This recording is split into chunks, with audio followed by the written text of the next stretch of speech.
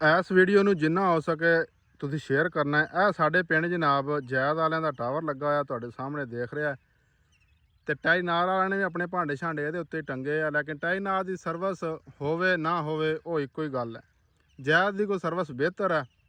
Package बेशक हर बंदा जिहड़ा ना उन्होंने पता है जिन्ना इन्हां दा महंगा पैकेज है। मैं जिहड़ा 1800-1900 का लवाउंदा हुंदा सी महीने का पैकेज हुण 2900 के करीब पहुंचा होया वा। तो लेकिन रोला यह आ भी हुण राती साढ़े कोल बिजली गई है।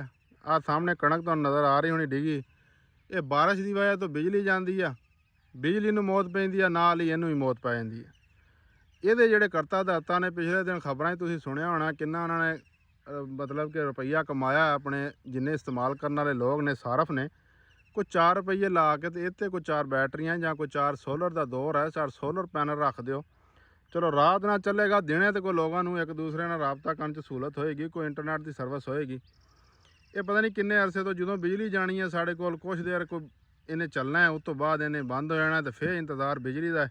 बिजली आनी है तो इनू होश आनी है। ये मेरी वीडियो शेयर इस तो करो कि अहले इलाका जिन्ने भी किसी आला हुकाम तक ये वीडियो पहुँचे, वो अपने जिन्ने भी सारफ ने उन्होंने कोई सहूलत देन, कोई 4 रुपये इत्ते ला देन, ताकि लोग जोड़े पैसे भर के इन्होंने पैकेज लाते हैं इन्होंने महंगे। हर बंदा ये जानता है कि टाईनार सस्ता है तो ये महंगा है। ये हुण पैकेज लवाई देने सारे को है ही ये चलता है टाईनार का, तो नामो निशान कोई नहीं गा। तो अल्लाह का वास्ता ही इत्ते कोई 4 रुपये ला के अपने जोड़े लोग ने, जोड़े तुहाडे गाहक ने, जोड़े तुहाडे कस्टमर ने, उन्होंने कोई अच्छी सहूलत दिओ।